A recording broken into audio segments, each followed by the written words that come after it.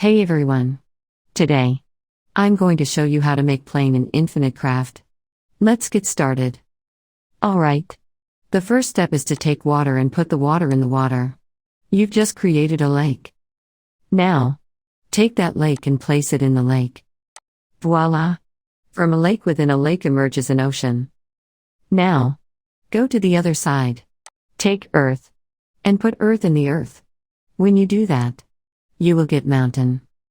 Now, take mountain. Put in the ocean. And you will get island. Now, put island in the island. Boom. We've just turned our ocean into a continent. After that, put mountain. And put in the continent. Now, put earth in the Asia. And you will get China. Now, put wind in the China. And you will get kite. Now, put wind in the kite. Now, put kite in the flying. And you will get bird. Now, put flying in the bird. And there you have it. A stunning plane crafted from the depths of our imagination.